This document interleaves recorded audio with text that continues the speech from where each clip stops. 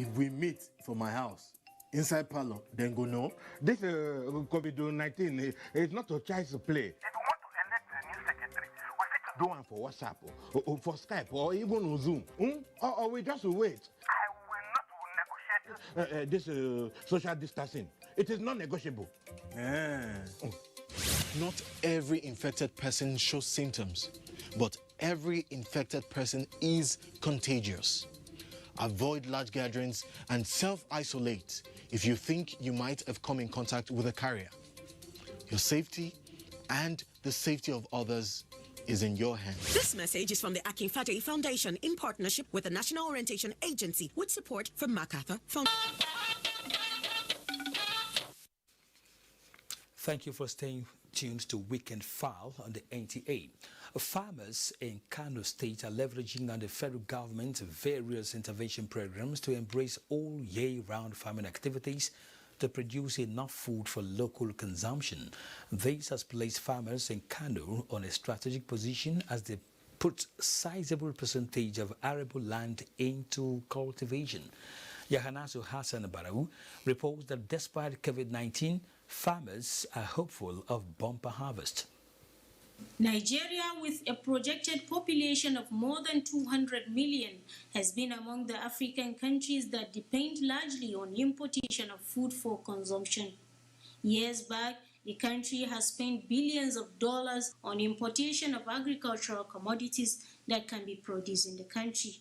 To change the narrative, the present administration came up with policies and programs aimed at assisting farmers to ensure food sufficiency. For instance, Kano farmers harvested tons of rice and maize in 2020 dry season farming alone. The 2020 wet season farming is not an exception, as farmers are provided with quality seeds that will suit this year's prediction. The pandemic aside, there's been prediction of bad weather this year. So there's been bad prediction earlier. So coupled with this pandemic, so it means this 2020 is actually a tough year for farmers. Mustafa Tijani is one of the wet season farmers who has already planted his seeds. The government has been making call for us to go back to the farm, and we thank God that we now have value for what we produce. Many farmers share Mustafa's opinion, but however challenged with the problem of late arrival of fertilizer, which they say can depress their efficiency. Even with the coronavirus pandemic, hopes are high among farmers in Kano, like Mustafa is not optimistic of bumper harvests. In Kano, Yohannes Hassanbaro, NTA News. In the meantime, measures have been put in place by the federal government through technological storage for quality food preservation to avert post-COVID-19 loss of food crops. Kayode Oladosu in this report takes a look at recent development on research and innovation in storage of food items. The shift from traditional method of preservation of food items is now a modification of technological-based research which provides good range of food production at the post-harvest season by the farmers. In the past, substantial amount of food items are being damaged after harvest due to lack of adequate storage facilities. Experts say this current method of storage will put an end to the trend. We have done a lot of research here to see that we extend the shelf life of our food through processing and also through keeping them in the appropriate temperature. We are shying away from the use of chemicals because of the associated problems with chemicals. You know, some of them may be carcinogenic or mutagenic in nature. So we are making use of natural preservatives from plants. That is what we are using most of the time. To the farmers, what are the benefits available with the new innovation? It's a very good welcome idea for we peasant farmers, which third party normally have all the profit on our produce.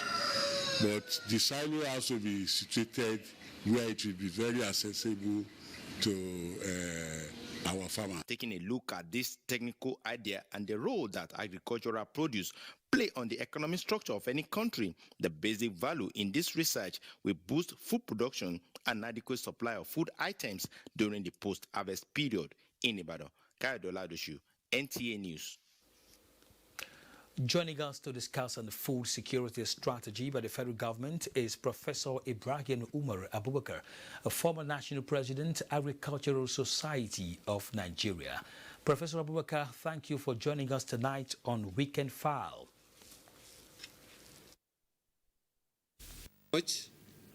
All right, looking at COVID-19 and food demand and supply, is Nigeria under the threat of food insecurity?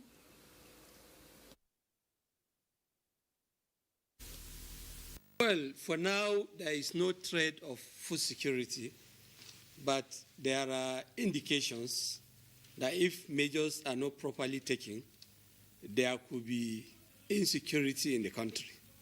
First and foremost, initially there is this fear of COVID-19, which made farmers not to go to the farm. And now there is a real security challenge, particularly in the grain producing centers.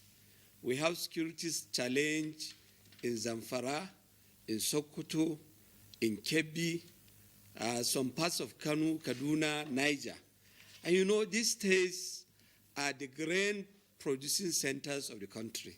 These states produce maize, rice, sorghum, millet, which are the staple food, and they are indeed the food security staple of this country. So with this, I believe we have fear, a lot of fear. Personally, I fear a lot for this country. But there is still hope if government takes certain measures. First and foremost, we know with the insecurity, the area put to production will be reduced. In that case, we have to look at other alternatives. If area is reduced, what do? We have to increase the yield per hectare. And increasing the yield per hectare means proper use of high-yielding varieties, improved varieties, use of proper agronomy, and how do we achieve high yield?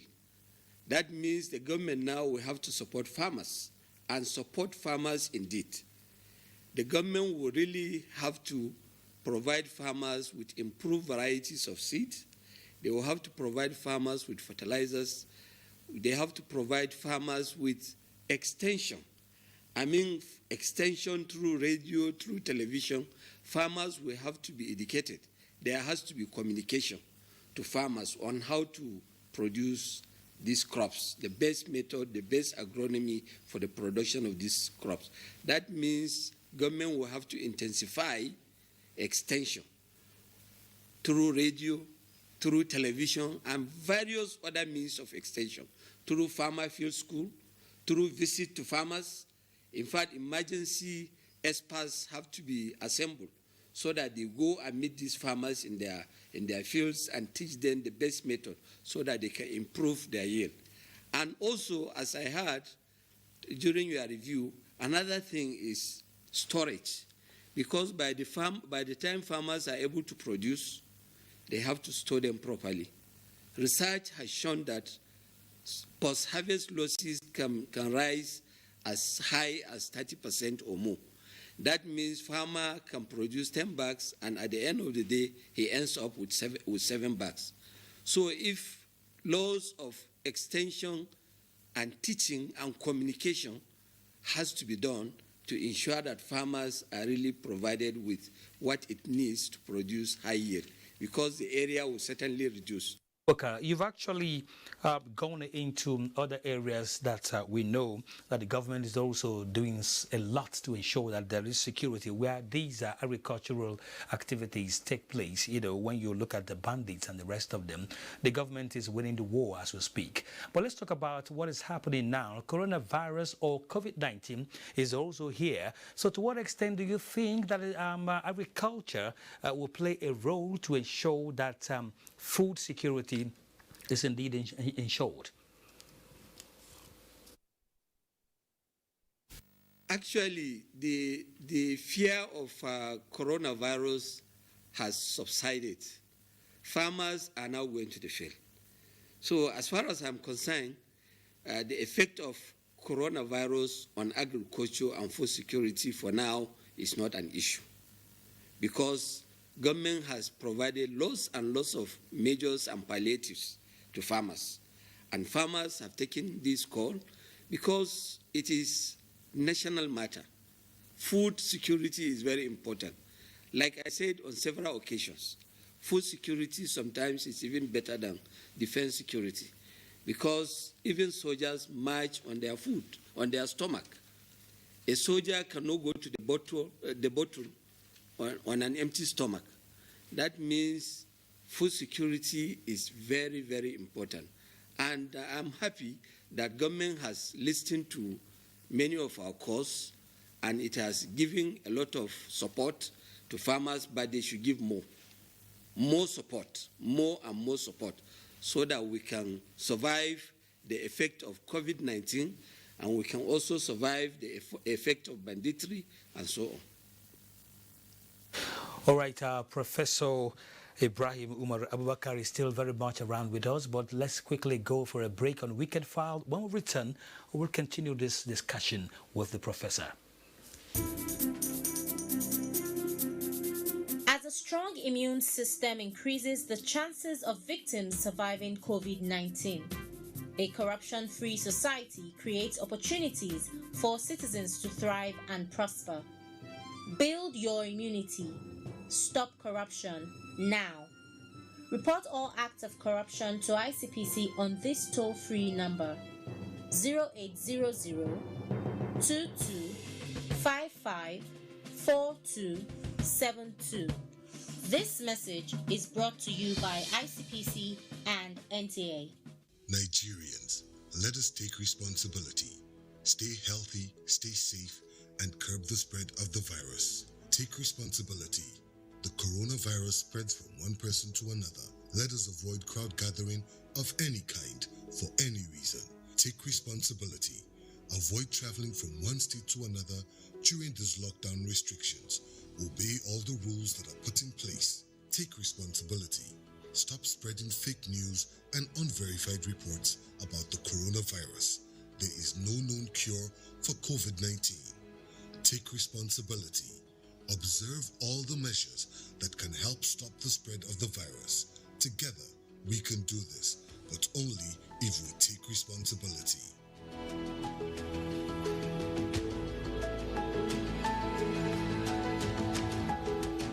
This message is brought to you by the Nigerian Television Authority, NTA, Africa's largest television network. A united Nigeria, strong in the fight against COVID-19, to bring a voice of hope, to join hands to bring an end to this pandemic. Kandidiko hafia si akwado agha n'otu aka ahụ ka ndị nwere ikike ịhụ maka ahụike si dịkwa nkwadebe maka ọgụ a. Ní ayé àtijọ́, a farapamọ́ lábẹ́ àpáta Olúmọ, a sì borí ogun náà. Àkókò tó láti farapamọ́ sínú ilé. Mu ci gaba da kaɗaita juna, kuma mu kiyaye wuraren da akwai cunkoson mutane. Mukumullo bipa prizinko lokachile. Womere ya mevogja wokura bowe kokekokyo, wojeseri sanitizer wogura bowe. Fulbe ballen ko emeden kauten jude kaben dun nyaw coronavirus. Daroden e wuro ballen gomnati ballen ko emeden dun nyaw dun waray dun dillay. One Nigeria, different languages, and we shall surely prevail. This message is brought to you by the National Orientation Agency, Nigerian Film Corporation, powering possibilities in partnership with Nigerian Television Authority. You can't beat the rich.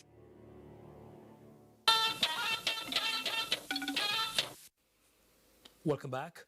The efforts of the federal government through its various interventions in the rice value chain is responsible for the high quality of rice produced by today's farmers. This explains the increase in its acceptance and patronage. Chika Okorie has the details. The food security strategy of the federal government in the area of rice production is responsible for the positive impact on the demand and supply curve. In Ebonyi State, the previous target of contributing 10% of the nation's consumption need of 6 million metric tons per annum has shifted to 1 million as a result of increase in demand of locally produced rice. In terms of processing capacity, apart from the Abakaliki rice, the state government have set up 3 gigantic rice processing factories, and these factories are producing about 5 metric tons per hour. Put together, that's about 120 metric tons on daily basis. The restriction order on rice importation, no doubt, has encouraged local consumption, thereby making the venture more profitable. If you have mechanized farm, then it may now make some profit, but for now, profit is very, very marginal. If we're able to have a sound marketing system, whereby even the government and NGOs are ready to buy in bulk from the farmers. Also, government policies and investment in local rice production in Enugu State have led to increased patronage of the staple food. A visit to markets in the metropolis show that the Ada rice in Oso-Unwani local government area of the state had flooded the markets and beyond. The high patronage is responsible for the substantial increase in agricultural output, as over 60% of rural dwellers in the state have gone into farming. Chika Okore. All right, let's return to our discussion with Professor Ibrahim Umaru Abubakar, who is in Kaduna as we speak. Professor Abubakar, we are aware that the Federal Ministry of Agriculture is planning to introduce tractor hiring scheme for small-scale farmers. Now, what is your view on that? That is a very excellent initiative. There was a time I had a program with the Honorable Minister of Agriculture on NTA. I remarked then that this is an excellent program, but my fear then was, you know, this scheme is going to be private sector driven, and you know, most of the farmers in Nigeria are small-scale holders who are also poor, resource-poor farmers. As a result of that, the access to these services could be a problem. What they need, because of the small sizes of their farms, are small hand implements. You know, we have small tillers, power tillers. We also have planters that you can pull them with hand. There is ox-drawn plows and harrows and so on. But for mechanized farmers, this is good news, because for agriculture to be mechanized, there has to be implements from land preparation all through to harvest. That means tractor for making plows and harrows, tractor for making ridges, for planting, for application of herbicides and other insecticides, and also harvesters. This is good news, because this is what is lacking. But there should also be provision for the small-scale farmers who constitute the bulk of Nigerian farmers. Yeah.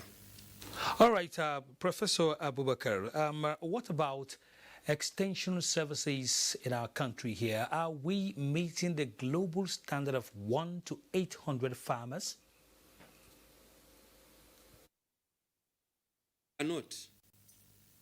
We are not. This is one of the weakest link to agricultural production in Nigeria, extension. Extension in Nigeria is very, very poor, because there has been attrition of extension staff, either through, which are mostly in the agricultural development projects, either through retirement, through death, through resignation of service, and so on and so forth. This attrition has remarkably affected the service extension services across the country. There is virtually no extension in Nigeria today, except for what the National Agricultural Extension and Research Liaison Services is doing, which is the Farmers Helpline that is able to contact farmers through telephone and so on. But for now, extension is very poor, and that is what is responsible for the low agricultural production in this country. We need to do a lot to improve extension for us to reach the promised land.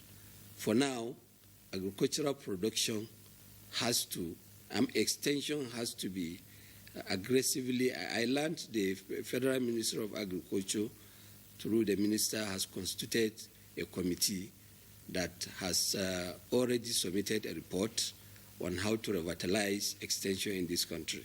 This is a step in the right direction, because as it is today, extension is very poor, and this is accounting for the poor production in this country, poor agricultural production.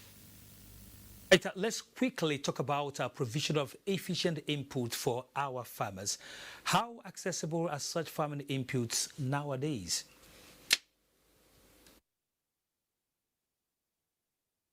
Farming inputs, particularly improved seeds, fertilizers, particularly improved seeds and fertilizers, are catalysts to production. You cannot have increased agricultural production without the use of improved seeds, hybrid seeds and others, and also fertilizers. For now, government has made efforts and also has reduced the cost of fertilizers. But unfortunately, fertilizers are not available.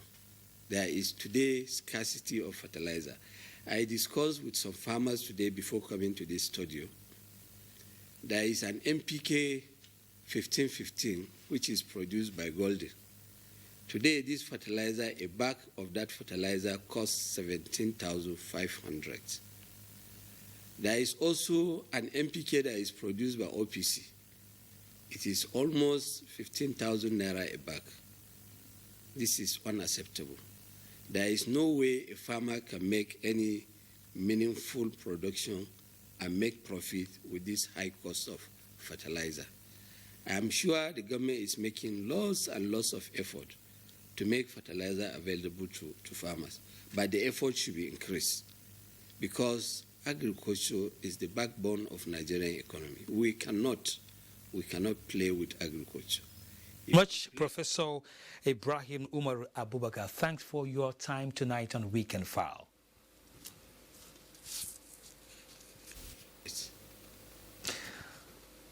All right, we've been talking with Professor Ibrahim Umar Abubakar, the former national president, Agricultural Society of Nigeria. Of course, you're watching Weekend File. We go for another break. Do stay with us. The number of the COVID-19 cases in Nigeria is increasing daily, with many more tests ongoing. The battle of testing, isolating, treating, and attending to the affected persons rests heavily on the shoulders of our health workers, constantly putting their lives on the line and at risk to contain this virus, save and protect the lives of millions of Nigerians. To these health workers, we at the Nigerian Television Authority, NTA, on behalf of millions of Nigerians, say a big thank you for all that you have done and are doing. To the security agencies enforcing the lockdown and every other frontliner, we say thank you for putting your lives on the line to save ours. There is no amount of words that can quantify our gratitude. Thank you. This message is brought to you by the Nigerian Television Authority, NTA, Africa's largest television network. 25th February 2020, Nigeria. It is real. It is a nightmare. It is killing people all over the world. It is COVID-19.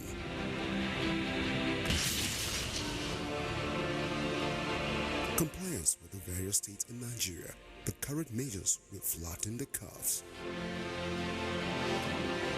Shutting down is not an act of wickedness, but an act to save lives. Stay home, stay safe. Observe social distance. Always put on a face mask while leaving your house.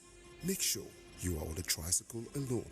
Cars and buses cannot carry more than half their passengers. Always remember to wash your hands. Together, we will defeat COVID-19. This message is brought to you by the National Orientation Agency, Nigerian Film Corporation, powering possibilities.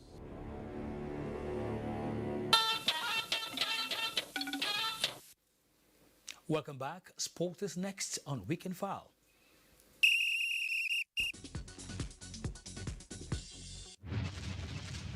Nigeria's 2013 Africa Cup of Nations winning goalkeeper Vincent Enyama has been appointed the new goalkeeping coach for the reserve and under-16 team of French 5th tier side Iris Club de Croix. Enyama, who is Nigeria's most capped player of all time with 101 appearances, has been without a club since 2018. The 37-year-old retired from international football in 2015. In the Premier League match, which was